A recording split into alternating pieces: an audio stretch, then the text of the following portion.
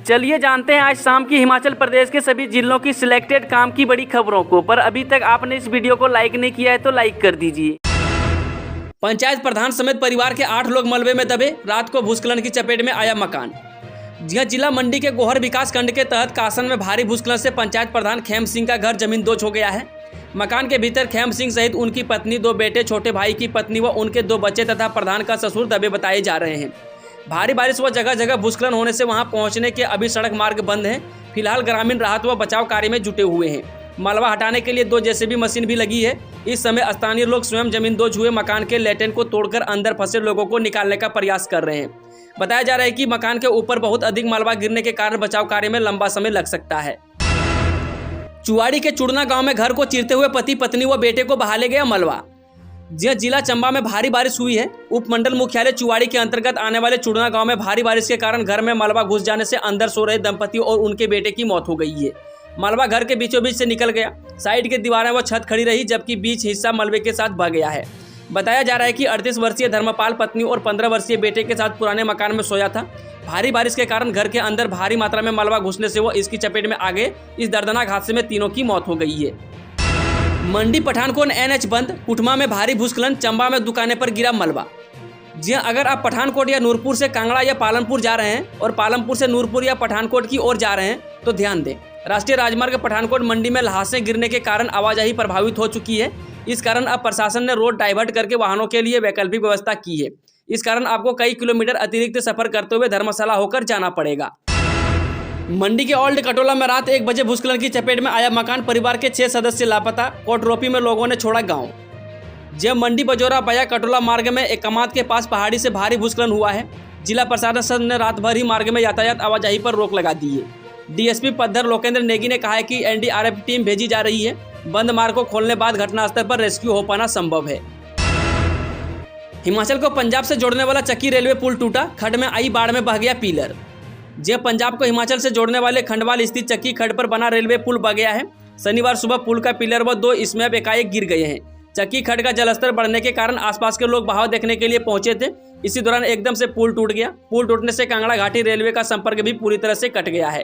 हालांकि रेलवे विभाग ने बीते माह दौरान के पीही पठानकोट से जोगिंद्रनगर ट्रैक पर चलने वाले रूट बरसात के चलते बंद कर दिए थे, क्योंकि रेलवे की टीम ने इस पुल को असुरक्षित घोषित कर दिया था।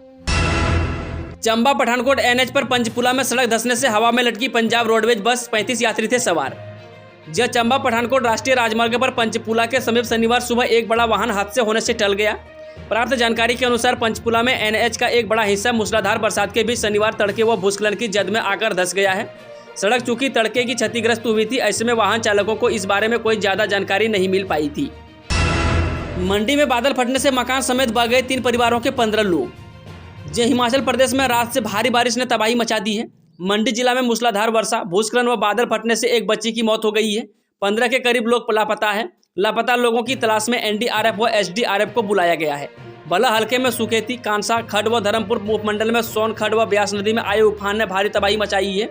दोनों हलकों में बाढ़ जैसे हालात बने हुए हैं। द्रंग हल्के सोनदवा में बादल फटने से एक मकान बह गया है। इससे मकान में सोए 6 लोग लापता हो गए हैं। पुलिस ने एक बच्ची का शव शनिवार सुबह बरामद कर लिया है। हनोगी में एक मकान भूस्खलन की जद में आने से 3 लोग लापता है। निजी स्कूलों को ऑनलाइन मिलेगी मान्यता, नवीनीकरण को भी नहीं काटने होंगे दफ्तरों के चक्कर। जी प्रदेश के निजी स्कूलों को मान्यता लेने के लिए अब बार बार शिक्षा निदेशालय के चक्कर नहीं काटने पड़ेंगे। निजी स्कूल चलाने के लिए मान्यता लेने और मान्यता का नवीनीकरण करने की प्रक्रिया को ऑनलाइन कर दिया गया है। इस साल से स्कूलों में यह व्यवस्था लागू कर दी गई है। उच्चतर शिक्षा विभाग की वेबसाइट पर निजी स्कूल लॉगिन कर सकते हैं। निदेशक उच्चतर शिक्षा डॉक्टर अमरजीत शर्मा की ओर से इस संबंध में निर्देश जारी कर दिए हैं। अग्निवीरों के सहारे विभाग भी टारगेट, निश्चित अवधि भर्तियों पर बिजली बोर्ड कर्मचारी यूनियन खपा। जब बिजली बोर्ड कर्मचारी यूनियन ने अग्निवीर योजना को भविष्य में पेंशन बंद करने का माध्यम करार दिया है। यूनियन का कहना है कि सेना के बाद अब अन्य विभाग भी घाटे का बहाना बनाकर निश्चित अवधि के लिए भर्तियों करने में जोर दे रहे हैं। गत दिनों स्टेट बैंक ऑफ इंडिया ने वित्तीय स्थिति का बहाना बनाकर इस दिशा में आगे बढ़ते हुए निश्चित समय अवधि के लिए भर्ती करने का फैसला ले लिया है। इसी तरह से अब दूसरे संस्थान और विभाग भी इससे अछूते नहीं रहेंगे। 30,000 ने लगाई आस्था की डुबकी। जन्माष्टमी पर्व पर मणिमहेश में पवित्र नहान को खूब उमड़ी भक्तों की भीड़। जो उत्तर भारत की प्रसिद्ध मणिमहेश यात्रा के तरह जन्माष्टमी के पावन मौके पर 30,000 श्रद्धालुओं ने डल में आस्था की डुबकी लगाई। इसी के साथ ही रात 11 बजे डल झील पर यात्रा का छोटा नहान भी संपन्न हो गया है। लिहाजा अब उपमंडलीय प्रशासन व मणिमहेश न्यास यात्रा के बड़े न्योहन की तैयारियां भी जुट गया है। हालांकि शुक्रवार को भी दिन भर मणिमहेश की ओर रुख करने के लिए यात्रियों का भरमौर में पहुंचने का सिलसिला जारी रहा। बता दें कि मणिमहेश यात्रा में जन्माष्टमी के पावन मौके पर डल झील में छोटा न्योहन गुरुवार रात को 9:22 पर आरंभ हुआ था। वापस होगी कोविड में ली हॉस्टल मेस फीस, छात्रों को राहत। यूजीसी ने सभी यूनिवर्सिटी और कॉलेजों को जारी किए निर्देश। जय विश्वविद्यालय अनुदान आयोग ने कोरोना काल के दौरान हॉस्टल और मेस फीस वापस नहीं करने को लेकर कड़ा रुख अपनाया है। यूजीसी ने देश के सभी विश्वविद्यालयों और उच्च शिक्षण संस्थानों को निर्देश दिए हैं कि कोरोना के दौरान ली गई हॉस्टल और मेस फीस को जल्द से जल्द वापस करें या फिर मौजूदा फीस में उसे समायोजित करें। साल 2020 में जब कोविड के चलते सभी शिक्षण संस्थानों को बंद कर दिया गया था तो उस समय 9 छात्र हॉस्टल में रहे थे और 9 ही उन्हें मेस का खाना खाया था।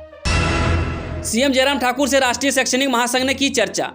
जहां अखिल भारतीय राष्ट्रीय शैक्षणिक महासंघ का एक प्रतिनिधिमंडल प्रांत महामंत्री मामराज पुंडरी की अध्यक्षता में शुक्रवार को मुख्यमंत्री जयराम ठाकुर से मिला और बजट सत्र में की गई घोषणाओं को पूरा करने का आग्रह किया। इस बैठक में प्रांत महामंत्री डॉक्टर मामराज पुंडरी ने हिमाचल सरकार द्वारा बजट सत्र में जितने भी घोषणाएं की है उन्हें पूरा करने का आग्रह किया। अखिल भारतीय राष्ट्रीय शैक्षिक महासंघ के आग्रह पर हिमाचल सरकार ने 16 मांगों में से 12 को पूरा करने का वादा किया था, परंतु अभी तक कई विषय हल नहीं हुए हैं।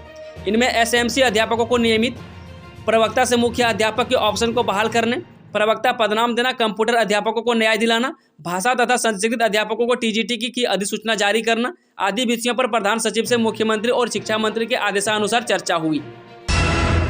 पुलिस सम्मेलन में नहीं आएंगे अमित शाह, शिमला में कार्यक्रम की अध्यक्षता करेंगे नित्यानंद राय। जय हिमाचल प्रदेश में 21 और 22 अगस्त को शिमला में होने जा रही राष्ट्रीय महिला पुलिस अधिकारियों के 10वें सम्मेलन में केंद्रीय गृह मंत्री अमित शाह अब नहीं आएंगे। राष्ट्रीय महिला पुलिस अधिकारियों के सम्मेलन में अब केंद्रीय गृह राज्य मंत्री नित्यानंद राय शामिल होंगी। इसके आने की सूचना प्रदेश सरकार को मिल गई है। राष्ट्रीय स्तर के इस सम्मेलन में पहले केंद्रीय गृह मंत्री अमित शाह आने की उम्मीद थी, लेकिन व्यस्तता के चलते वो नहीं आ रहे हैं। एनएच बंद तो बाइकर्स पहुंचाएंगे परीक्षा भवन। जी नेशनल हाईवे पर अब भूस्खलन का खतरा नहीं सताएगा, खासतौर पर उन आवेदकों और विद्यार्थियों के लिए जिन्हें साक्षात्कार में हिस्सा लेना होगा। एनएचआई ने भूस्खलन संभावित क्षेत्रों में बाइक तैनात करने का फैसला किया है। एनएचआई ने जिन क्षेत्रों को भूस्खलन प्रभावित की श्रेणी में रखा है उनके दोनों तरफ यह बाइक खड़ी रहेंगी। भूस्खलन होने की दशा में बाइक सवार परीक्षा देने वाले आवेदकों को पार लगाएंगी। ट्रायल के तौर पर एनएचआई ने कुल्लू और मंडी जिला में बाइक चलाने की शुरुआत की है, जबकि अन्य क्षेत्रों में अब इस व्यवस्था को लागू किया जा रहा है। प्रदेश में कोरोना से एक मौत, 114 नए मामले। जब प्रदेश में कोरोना की रफ्तार अब थोड़ी धीमी हो गई है। कोविड बूस्टर डोज लगने के बाद से कोरोना के जो मामले बढ़ते जा रहे थे उनमें गिरावट दर्ज की गई है। शुक्रवार को अवकाश होने के बावजूद प्रदेश भर से 2047 सैंपलों की जांच की गई, जिसमें से 114 लोग पॉजिटिव आए हैं, जबकि जिला शिमला में 80 साल के एक बुजुर्ग की मौत हुई है। प्रदेश में अब एक्टिव केसों का आंकड़ा 2037 रह गया है। शुक्रवार को आए 114 पॉजिटिव मामले में ऊना में एक भी केस नहीं आया है। सबसे अधिक कांगड़ा में 45, शिमला में 19 और कुल्लू व सिरमौर में 11 मामले आए हैं। बिलासपुर में 3, चंबा में 2, हमीरपुर में 5, किन्नौर व लाहौल स्पीति में 1, मंडी व सोलन में 8 मामले सामने आए हैं। प्रदेश में चल रहे एक्टिव 2037 मामलों में सबसे अधिक कांगड़ा में 493, शिमला में 354, मंडी में 255 केस चल रहे हैं। इसके अलावा बिलासपुर में 144, चंबा में 60, हमीरपुर में 181, किन्नौर में 58, कुल्लू में 88, लाहौल स्पीति में 19, सिरमौर में 106, सोलन में 108 व ऊना में 171 मामले शामिल हैं। दोस्तों वीडियो थोड़ा भी पसंद हुआ तो वीडियो को लाइक, शेयर, चैनल को सब्सक्राइब जरूर करें।